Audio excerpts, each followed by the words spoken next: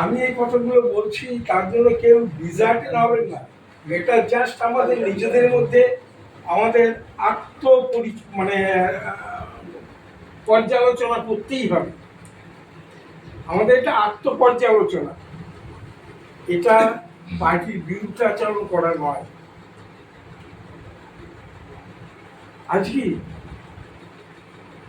আমাদের রাজনৈতিক নেতৃত্ব ওদের থেকে বেশি আছে। আমাদের কে কে আছে?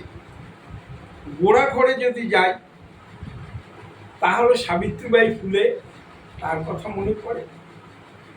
তার স্বামী তো অনবদ্য ব্যক্তিত্ব।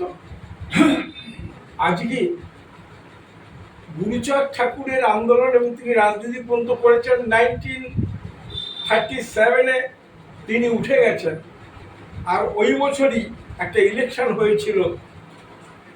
সেই ইলেকশন যদিও তখনও পরাধীন ভারত, সেই ইলেকশনে গুরুচাঁদ ঠাকুরের নেতৃত্বে 2 জন এমএলএ বার করেছিলেন। কি বিশাল ইতিহাস আমাদের মধ্যে! গুরুচাঁদ ঠাকুর একক নেতৃত্বে 20 জন এমএলএ বার করেছিলেন। 3 জন মিনিস্টার তৈরি হয়েছিল। যোগেন মন্ডল সাহেব বাবা সাহেব আম্বেদকরকে যখন হারানো হলো জোর করে, এখানে নিয়ে এসে ইলেক্টেড করিয়ে পাঠালেন। তা আমাদের শক্তিটা কি কোনো রকম কম ছিল? আজকে আমাদের ভিতরে রামস্বামী নায়ক রয়েছে। আমাদের ভিতরেতে আরো যদি চিন্তা করেন, লেটেস্ট যদি বলেন বহিমজি মায়াবতীর কথা আমি ছেড়ে দিলাম, কানশিরামজির ক্লাস আমি করেছি, আমার সৌভাগ্য হয়েছিল। তাকে 3 ফুট দূরত্বে তাকে দেখার সৌভাগ্য হয়েছিল।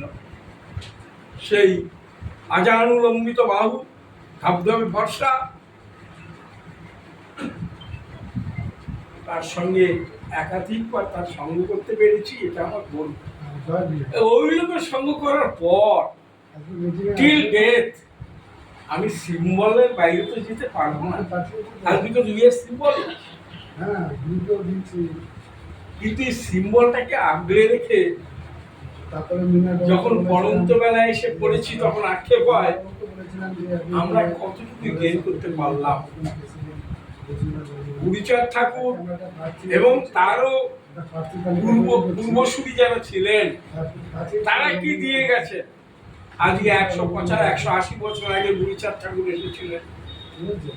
সেই সময় তারা যদি এই বিশাল কাজ করতে পারেন, আর এই 180 বছর পরে বাবা সাহেব আম্বেদকর এসেছেন, এত করে সংগ্রাম করে গেলেন, আর তিনি গুরুচাঁদ ঠাকুর আম্বেদকর এর অবদানে আজকে আমার সমাজে কত শিক্ষিত কোথায় নেই। অথচ এত থাকা সত্ত্বেও আমরা আমাদের পায়ের তলায় একটা মাটি তৈরি করবো, লোকাস্ট্যান্ডি তৈরি করবো, এই চিন্তাধারা আমাদের কোথায়?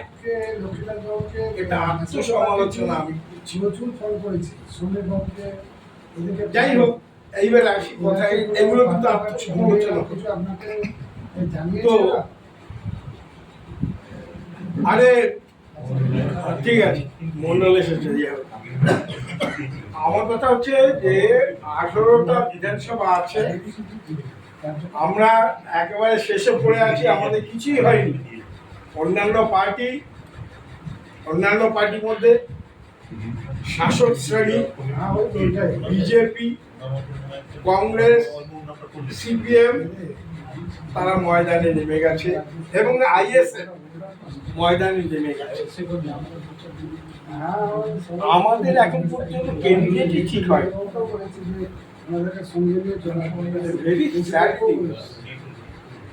যাই হোক, আসুন আমাদের সূক্ষ্ম আলোচনা, যারা আমরা যে কজন এসেছি, যার ভিতরে যা ইম্পর্টেন্ট, তার ভিতরে একটা ভালো সলিউশন বেরিয়ে আসবে, সেটা কেউ বলতে পারে না।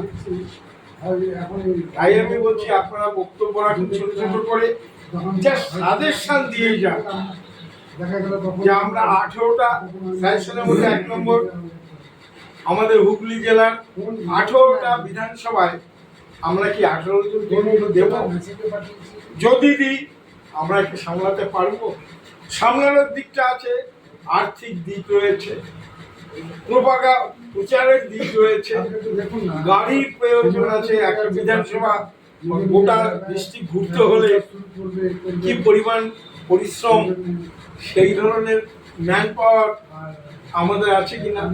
18টা ক্যান্ডিডেট দিলে 18টা ক্যান্ডিডেট প্রত্যেকটা ইন্ডিভিজুয়াল ক্যান্ডিডেটের ব্যক্তিগত কতখানি এফোর্ট কতখানি আছে, তার লোকজন, তার হাতের মুঠোর লোকজন কতগুলো আছে, এগুলো ডিটেলস পর্যালোচনা করে আপনারা মতামত দিন। 1 নম্বর, 18টা কেন্দ্রেই কি আমরা লোক দেবো, না সেগ্রিগেট করে নির্দিষ্ট কিছু বিধানসভায় আমরা লোক প্রার্থী দাঁড় করাবো? প্রার্থী তো দিতেই হবে।